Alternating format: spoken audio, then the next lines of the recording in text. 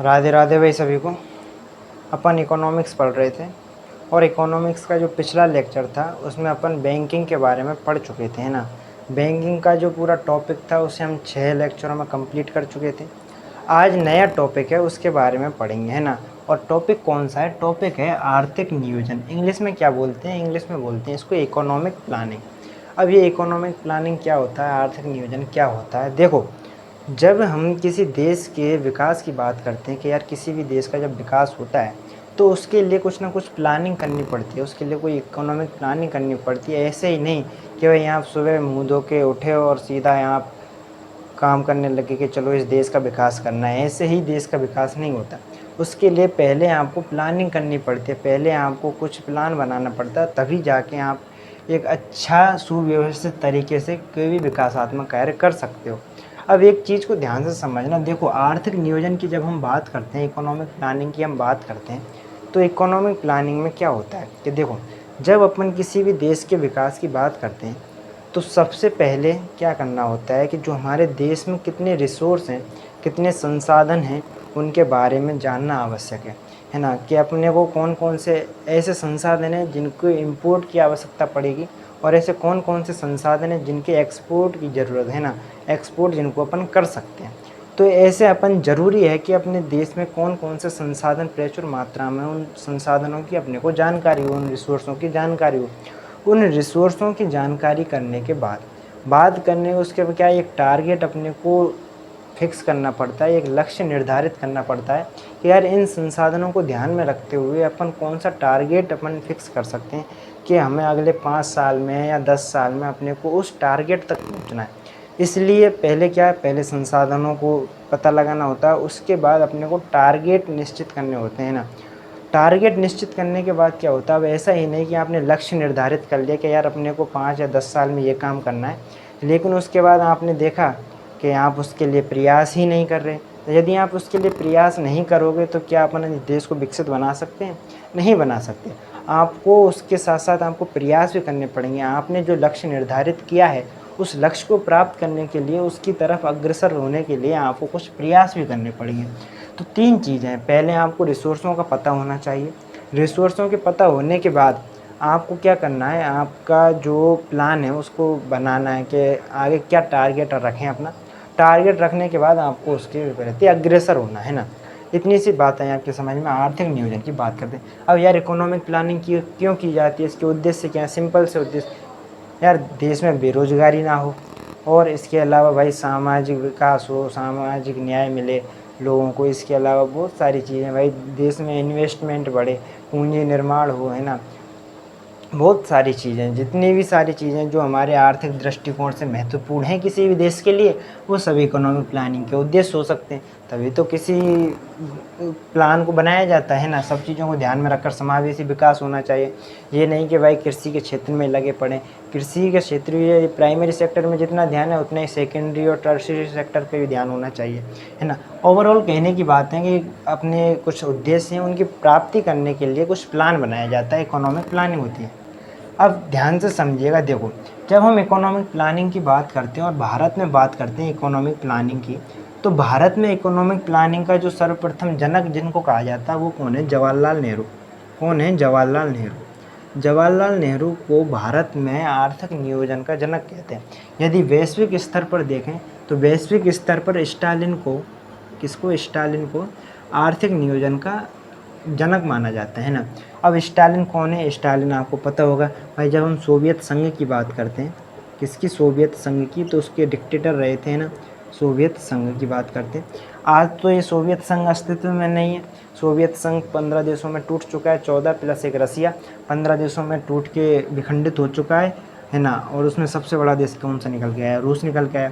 एक समय था ये सब देश एक साथ रहा करते थे और जो सोवियत संघ कहलाता है उसके डिक्टेटर हुआ करते थे कौन? स्टालिन, है ना। तो उन्होंने एक कॉन्सेप्ट लेके आया था आर्थिक नियोजन का, है ना। अब देखो आर्थिक नियोजन की जब बात करते हैं तो सबसे पहले ये दिमाग में रहना चाहिए हमारे कि ये फिक्स्ड टाइम पीरियड अपन निश्चित करते हैं। उस टाइम पीरियड निश्चित करने के बाद कि यार अपने को 5 साल में या 10 साल में उस टारगेट को अचीव करना है। इसीलिए जो पंचवर्षीय योजनाओं का जो कॉन्सेप्ट सामने आया ना, वो इन्हीं चीज़ों से निकल के आया। ठीक है, इतनी सी बात आई आपके समझ में। अब यदि हम और बात करें कि यार इससे पहले भी कुछ ना कुछ चीज़ें ऐसी घटित हुई होंगी जो हमारे देश में आर्थिक प्लानिंग को या आर्थिक नियोजन जो इकोनॉमिक प्लानिंग है इसको प्रोत्साहित करते होंगे। तो कुछ चीज़ें हैं जैसे कि 1934 में एक बहुत अपने फेमस अर्थशास्त्री रहे हैं जिनका नाम है एम विश्वेश्वरैया। कौन है? एम विश्वेश्वरैया। क्या नाम है? एम विश्वेश्वरैया, है ना। इनकी एक पुस्तक है, कौन सी? Planned economy of India. कौन सी? Planned economy of India.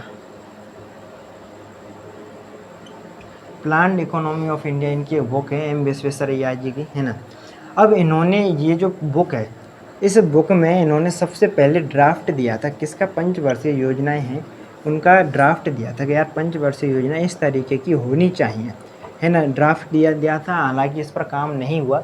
लेकिन उसके बाद जब हम देखते हैं कि 1938 में अभी अपना देश आज़ाद नहीं हुआ है ना, जो कांग्रेस है वो महत्वपूर्ण भूमिका में अभी, है ना। 1938 की बात करते हैं तो 1938 में एक समिति की स्थापना की गई। क्या समिति का नाम क्या है? राष्ट्रीय नियोजन समिति।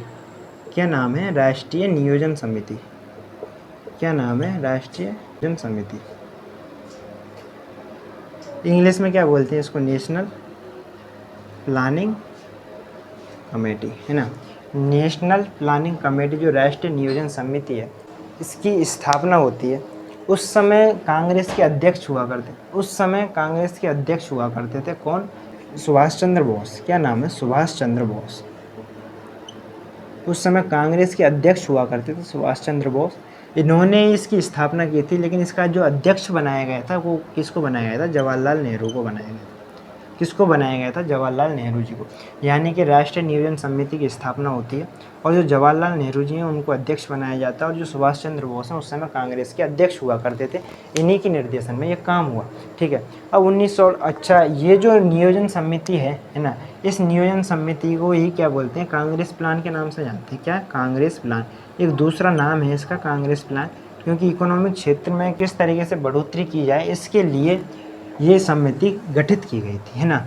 अब देखो, बिना पैसे के कुछ नहीं होता, क्योंकि जब हम आर्थिक विकास की बात करते हैं तो कहीं ना कहीं हम कारोबारियों का या फिर कहें कि जो बिजनेसमैन है बड़े बड़े, उनकी भागीदारी बहुत ज़्यादा इम्पोर्टेंट होती है। अब उस समय जो प्रमुख कारोबारी थे या कहें बिजनेसमैन थे, तो उसमें बिरला का नाम आता है, टाटा का नाम आता है, ये उस समय बहुत ज़्यादा फेमस हुआ करते थे। तो 1944 में एक बॉम्बे प्लान आया। क्या? बॉम्बे प्लान। बॉम्बे प्लान, ये जितने भी बड़े बड़े बिजनेसमैन थे ये एक प्लान लेके आए कि यार अपने को कुछ, क्या देखो, आदमी पैसा तो कमा लेता है, लेकिन पैसे के साथ साथ कुछ ना कुछ उसके दिमाग में, कुछ ना कुछ उसके दिल में एक देश प्रेम की भावना होती है कि यार अपने को ऐसा ही नहीं कि केवल अपना जेब भरना है, उसके साथ कहीं ना कहीं देश में भी विकास के काम किए जाएँ। इसके लिए उन्होंने एक प्लान बनाया कि एक ऐसा प्लान बनाया जाए जिससे कि ज़्यादा से ज़्यादा हमारे देश में पूंजी का निर्माण हो। इसके लिए क्या किया जाए? इसके लिए एक प्लान बनाया गया है। क्या नाम रखा है? बॉम्बे प्लान। किस किस की प्रमुख भागीदारी थी, है ना। दो आप नाम याद रखिए, वैसे तो बहुत सारे बिजनेसमैन थे, जैसे कि एक जमशेदजी टाटा, है ना, जमशेदजी टाटा, और कौन नेम था? बिरला। बिरला का नाम आता है ना, जमशेदजी टाटा हो गए, है ना। बिरला की यदि बात करें तो पूरा नाम था इनका दामोदर दास बिरला। क्या नाम? दामोदर दास बिरला, है ना। तो ये दो प्रमुख नाम थे, जमशेदजी टाटा, जमशेदजी टाटा, है ना। तो ये दो प्रमुख अपने व्यापारी थे, इन्होंने बॉम्बे प्लान बनाया उस समय। अच्छा है, ये बॉम्बे प्लान था, इसका ड्राफ्ट किया था, ड्राफ्ट जो किया था उनका नाम था निर्देशक दलाल। क्या नाम था? निर्देशक दलाल, है ना। उन्होंने इस प्लान को ड्राफ्ट किया था। तो इस तरीके से अपन देखते हैं कि स्वतंत्रता से पहले भी अपने देश में आर्थिक स्थिति को लेकर कहीं कहीं समितियां बनी, कुछ प्लान बने, लेकिन बाद में जब देश आज़ाद हो जाता है तो आज़ाद होने के बाद हम देखते हैं कि किस प्रकार से जो पंचवर्षीय योजना है उनको लागू किया गया सेक्टर वाइज, यानी कि क्षेत्रवाद तरीके से देश में विकासात्मक कार्य हुए, है ना। अब यदि अपन बात करें कि भाई जब पंचवर्षीय योजनाओं की बात करते हैं तो इन पंचवर्षीय योजनाओं को रेगुलेट करने के लिए, इनको संचालन करने के लिए एक समिति बनाई गई, एक आयोग बनाया गया, एक कमीशन बनाया गया, और उस कमीशन का नाम था, क्या था? योजना आयोग। क्या नाम था? योजना आयोग। क्या नाम था? योजना आयोग, है ना। या फिर हम कहें इंग्लिश में क्या बोलते हैं, प्लानिंग कमीशन। क्या नाम है, योजना आयोग, योजना आयोग, है ना। एक समिति थी जिसका नाम था केसी नियोगी समिति। क्या नाम था, नियोगी। एक समिति थी जिसका नाम था केसी नियोगी समिति। इस समिति ने रिकमेंडेशन दी कब, 1946 में। इस समिति ने रिकमेंडेशन दी कि यार जब हम पंचवर्षीय योजनाएं लागू करेंगे तो उनको लागू करने के लिए अपने पास एक आयोग होना चाहिए, अपने एक कमीशन होना चाहिए जो कि सिस्टमेटिक ढंग से इन चीज़ों को रेगुलेट कर सके। तो इसलिए उन्होंने 46 में ये रिकमेंडेशन दी कि ऐसी चीज़ होनी चाहिए। बाद में अपन देखते हैं कि 1950 में जाके, मार्च 1950 में जाके मंत्रिमंडल की सिफारिश पर ये जो योजना आयोग है इसकी स्थापना की जाती है ना। योजना आयोग की स्थापना कर दी जाती है। कब की जाती है, 1950 में, मार्च 1950 में। अब एक चीज़ और ध्यान रखनी है, क्या ध्यान रखनी है कि ये जो योजना आयोग है ना, ये एक गैर संवैधानिक आयोग है। कैसा, गैर संवैधानिक। अब गैर संवैधानिक का मतलब क्या हुआ, गैर संवैधानिक का मतलब हुआ कि इसका उल्लेख हमारे संविधान में नहीं है। इसका उल्लेख हमारे संविधान के किसी भाग के किसी आर्टिकल में नहीं है ना, कहीं भी इसमें हमारे संविधान में इसको स्थान नहीं दिया गया है। ये गैर संवैधानिक एक संस्था है। बाकायदा सरकार ने, मंत्रिमंडल ने इसका एक प्रस्ताव रखा था, उसके बाद इसकी स्थापना होती है। ठीक है, अब योजना आयोग बन गया। अब बात करते हैं भाई योजना आयोग के अध्यक्ष कौन रहेंगे। बोला कि उस समय जो अपने पीएम रहेंगे, जो पदेन प्रधानमंत्री रहेगा, वही इसका कौन रहेगा, वही इसका अध्यक्ष रहेगा। जैसे कि यदि जवाहरलाल नेहरू जी के समय योजना आयोग है तो जवाहरलाल नेहरू जी उसके अध्यक्ष रहे। इंदिरा गांधी जी के समय यदि योजना आयोग था तो उस समय इंदिरा गांधी जी रहीं। प्रधानमंत्री मोदी जी के समय यदि योजना आयोग था तो उस समय मोदी जी थे, है ना। तो मतलब कि जो प्रधानमंत्री होगा वही योजना आयोग का अध्यक्ष होगा। इतनी सी बात आई आपके समझ में। अच्छा, यदि अपन उपाध्यक्ष की बात करें, किसकी, उपाध्यक्ष की बात करें, तो उपाध्यक्ष को नियुक्त कौन करेगा, बोला कि जो पीएम होगा वो नियुक्त करेगा। अच्छा, कैबिनेट स्तर का ये मंत्री होगा, है ना, कैबिनेट स्तर का मंत्री होगा कौन, ये जो उपाध्यक्ष है। अच्छा, बात करें भाई पहला उपाध्यक्ष कौन था, तो पहले उपाध्यक्ष थे गुलजारी लाल नंदा। क्या नाम है, गुलजारी लाल नंदा। पहले उपाध्यक्ष कौन थे, गुलजारी लाल नंदा। और जो अंतिम उपाध्यक्ष थे उनका नाम था मोंटेक सिंह अहलूवालिया। मोंटेक सिंह अहलूवालिया,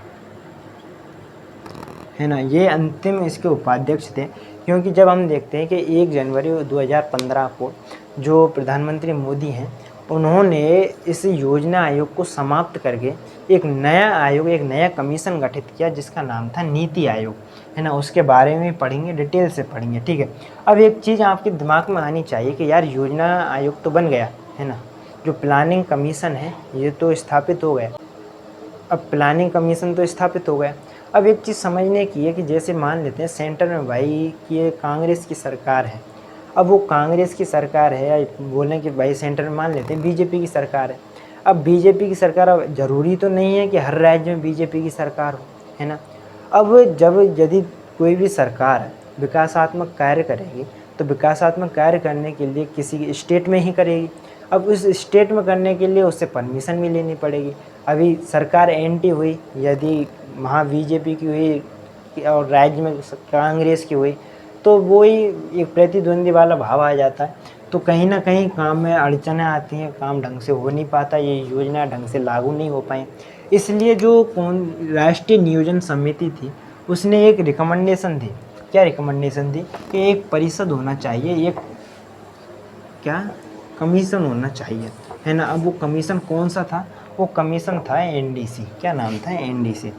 एनडीसी यानी क्या बोलते हैं इसे, राष्ट्रीय विकास परिषद, है ना। इसकी स्थापना की गई, कब की गई, 1952 में इसकी स्थापना की गई एनडीसी की। किसकी सिफारिश पर की गई, राष्ट्रीय नियोजन समिति है उसकी सिफारिश पे की गई। अब एक चीज़ समझने की है कि यार इसमें ऐसा क्या था। इसमें देखो, जो योजना आयोग के जितने भी सदस्य हुआ करते थे वो इसके भी सदस्य हुआ करते थे ना। इसके योजना आयोग के जो सदस्य हुआ करते थे वो एनडीसी के भी सदस्य हुआ करते थे। इसके साथ जितने भी प्रधानमंत्री, जितने भी अपने राज्यों के मुख्यमंत्री हैं, क्या, राज्यों के जो मुख्यमंत्री हैं, राज्यों के मुख्यमंत्री हैं वो इसके सदस्य हुआ करते थे। इसके बाद जो यूटी है, यूनियन टेरिटरी है, उनके प्रशासक या कहें उपराज्यपाल जो भी है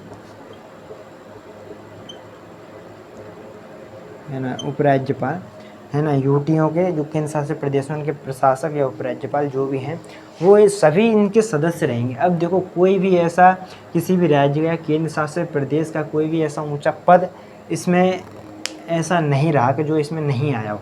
देखो जो योजना आयोग के सदस्य हैं वो भी इसमें आ गए, राज्यों के प्रत्येक राज्य के मुख्यमंत्री इसके अंतर्गत आ गए, और जो केंद्र शासित प्रदेश है उसका जो हेड है या तो प्रशासक होगा या फिर कोई उपराज्यपाल होगा, वो भी इसका सदस्य रहेगा।